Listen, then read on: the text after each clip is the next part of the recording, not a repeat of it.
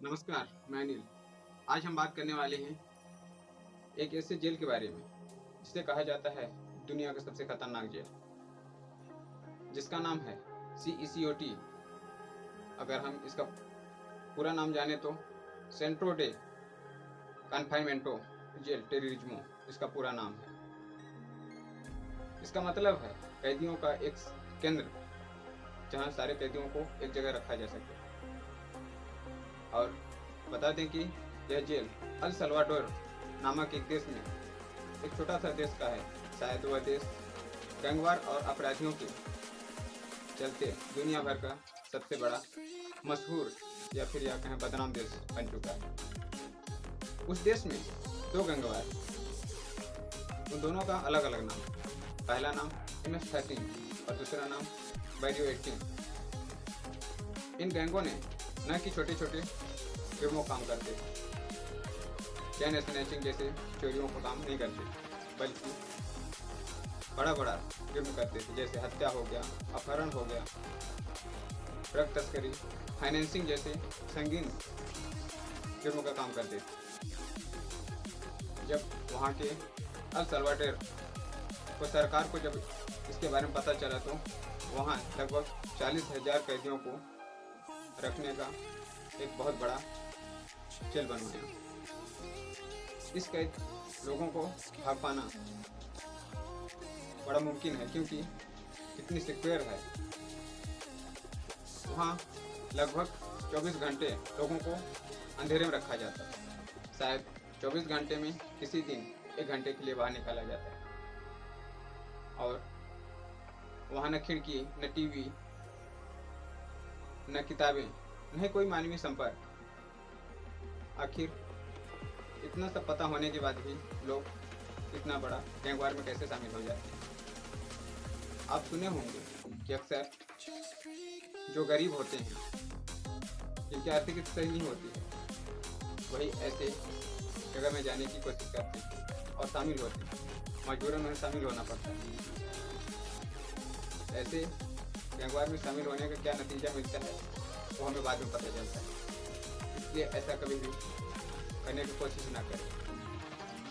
आइए, CECOT jail में एक सबसे बड़ा कैदी है और उसने उस जेल में रहकर और उस जेल में किस संस्था से जी रहा है उसके बारे में क्या बताया और किस मजबूरी से उसने उस जेल में का चक्कर काटना पड़ा। इस वीडियो में आप उसी का मुँह जवानी सुनिए। इस वीडियो में बने रहिए और इसे देखिए। 10 मिनट। इस कैदी के चारों ओर सुरक्षा सुनिश्चित करने के लिए 12 गार्ड्स भी काफी नहीं है। मास्क उतारो। तुम्हारा नाम क्या है? मेरा नाम मारुन आर्नेस्टो है। तुम्हारी उम्र कितनी है? मैं 41 साल का हूँ। तुम 41 के नहीं लगते, तुम ज्यादा 35 के लगते हो। ये अच्छी बात है कि तुमने कहा, क्योंकि मुझे तो बूढ़ा महसूस होता है। क्या मैं तुम्हारे टैटू देख सकता हूँ? MS-13। तुमने इस क्राइम ऑर्गेनाइजेशन को कब ज्वाइन किया? 2004 में, लेकिन मैंने क्रिमिनल रिकॉर्ड 11 साल की उम्र से शुरू कर दी थी। तुमने पहली बार इस रास्ते पर कैसे कदम रखा? जब किसी के पास सिर्फ माँ होती है और माँ काम पर जाती है तो आप सड़क पर सहारा ढूंढते हो। आप किसी को ढूंढते हो जो आपकी मदद कर सके। मैंने सोचा, और मेरी माँ गरीब है, मुझे जूते चाहिए, मुझे कपड़े चाहिए, और मैंने चोरी करना शुरू कर दिया। फिर मुझे पिता की तरह कोई चाहिए था, क्योंकि मैं अपने पिता के साथ बड़ा नहीं हुआ, और मैंने गैंग ग्रुप ढूंढ लिया। मैंने हत्या की और एल सल्वाडोर आ गया, अपनी जिंदगी बदलने की कोशिश करते हुए। लेकिन यहाँ और गैंग्स थी और मैंने वही करना शुरू कर दिया और मैं फिर पकड़ा गया। मैं हमेशा ऐसा इंसान रहा हूँ जो अपने मन में ठान ली गई चीजों को पूरा करना चाहता था, और मैंने वो सब कुछ किया जो मुझे करना था। लेकिन देखो, मैं यहाँ हूँ। शैतान अपने लोगों को ऐसे ही इनाम देता है। क्या सच है कि इस क्राइम ऑर्गेनाइजेशन में शामिल होने के लिए किसी की जान लेनी पड़ती है? हाँ। पहला शिकार शायद तुम्हारे किसी रिश्तेदार का ही होता है। मुझे सच में याद नहीं है कि कितने लोगों की जान ली थी, लेकिन हाँ, क्योंकि तुम्हें अपनी गैंग के लिए इलाका हासिल करना होता है। मैंने अपनी माँ, अपने पिता, अपने बेटे, सब कुछ यहाँ गैंग्स की वजह से खो दिया। मेरा मतलब है, मैं USA में अपने परिवार के साथ एक बेहतर जिंदगी जी सकता था, लेकिन तुम जानते हो, हमने गलत फैसले लिए। यही इसका नतीजा है। इसलिए मैं युवाओं से कहता हूँ, अरे स्कूल जाओ, अपने माँ और पिता की बात सुनो। वो जिंदगी मत जियो जो हम जी रहे हैं। इससे बाहर निकलने का कोई रास्ता नहीं है। तुमने कितने लोग की जान ली है? 5 या 10? कितने?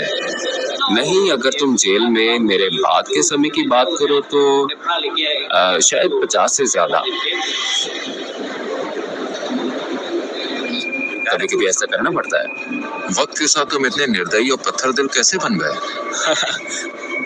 मैं सच में सवाल का जवाब नहीं दे सकता। सिकोट में रहते हुए अपने परिवार को कभी ना देख पाने के बारे में तुम्हें कैसा लगता है? मुझे बहुत बुरा लगता है, क्योंकि मैंने अपने बेटे को आखिरी बार तब देखा था जब वो 5 साल का था, और अब वो 21 साल का है। मैं उसे देखना चाहता हूँ, मैं उसे कहना चाहता हूँ, सुनो, वो गलतियाँ मत करना जो तुम्हारे पिता ने की। एक बेहतर जिंदगी की तलाश करो। जिन लोगों को तुम्हारे कारण नुकसान हुआ, वो भी अपने प्रियजनों को कभी नहीं देख पाएंगे, और तुम भी अपने परिवार को नहीं देख सकोगे। किसी को याद करने की भावनाओं से कैसे निपटते हो? मुझे बुरा लगता है कभी कभी, जैसे मैंने बताया, मैं अपने बिस्तर पर लेटता हूँ और बहुत सी चीजों के बारे में सोचता हूँ। कभी कभी मैं रोता हूँ और कहता हूँ, तुम्हारे जिंदा रहने की प्रेरणा क्या है? एक दिन अपनी जिंदगी बदलना और भगवान को पाना। मैंने भगवान से कहा, मुझे माफ कर दो, मुझे माफ कर दो जो मैंने किया। ठीक है। आखिरकार हमने सूरज की रोशनी देखी, और सच कहूं